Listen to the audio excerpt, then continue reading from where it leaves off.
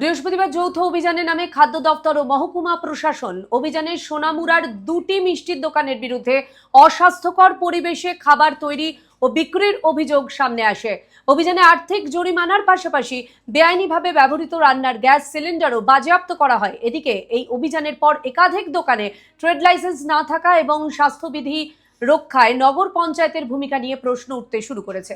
প্রশাসনের দাবি, সাধারণ মানুষের নিরাপদ খাদ্য নিশ্চিত করতে ভবিষ্যতেও এ ধরনের অভিযান অব্যাহত থাকবে।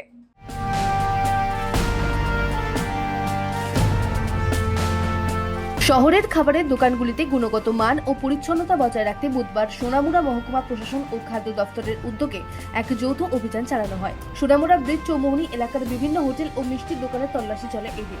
তল্লাশি চলাকালীন দুটি নামী মিষ্টান্ন ভান্ডারের চরম অস্বাস্থ্যকর পরিবেশের হদিশ মেলে। অভিযোগ, নোংরা ও খোলা জায়গায় মিষ্টি সহ নানা খাবার তৈরি হচ্ছিল।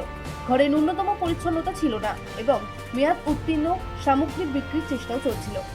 এই গুরুতর অনিয়মের দায়ে দোকান দুটিকে নগদ অর্থ জরিমানা করা হয় এবং ব্যবসায়িক কাজে বেআইনিভাবে ব্যবহার করা রান্নার গ্যাস সিলিন্ডারও বাজেয়াপ্ত করেন আধিকারিকেরা। পাশাপাশি অভিযান পরিচালনাকারী দল স্পষ্ট জানিয়েছে, জনস্বাস্থ্য ঝুঁকি নিয়ে ব্যবসা করা বরদাস্ত করা হবে না এবং আগামী দিনেও এই ধরনের কড়া নজরদারি অব্যাহত থাকবে। কিছু মিষ্টি দোকানে আনহাইজিন অবস্থায় পাইছি এবং আমরা ডোমেস্টিক সিলিন্ডারগুলিও পাইছি, যেটি আমরা সিজ করে নিছি লিগেল ওয়েতে। আর কিছু হোটেলগুলিতে আমরা কিছু আনহাইজিন অবস্থায় পাইছি এবং তারা লিগেল ওয়েতে আমরা ফাইনও করছি। অন্যদিকে এই ঘটনার পর থেকে স্থানীয় নগর পঞ্চায়েতের ভূমিকা নিয়ে তীব্র ক্ষোভ ছড়িয়েছে সাধারণ মানুষের মধ্যে।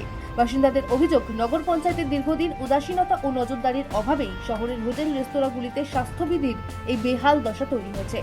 এমনকি নজরদারির অভাবে বহু দোকান বৈধ ট্রেড লাইসেন্স ছাড়াই দীর্ঘদিন ধরে রমরমিয়ে ব্যবসা চালাচ্ছে, যার ফলে সরকার বিপুল অঙ্কের রাজস্ব থেকে বঞ্চিত হচ্ছে। ত্রিপুরা থেকে দেবশিস ঘোষের রিপোর্ট, সিএন ত্রিপুরা।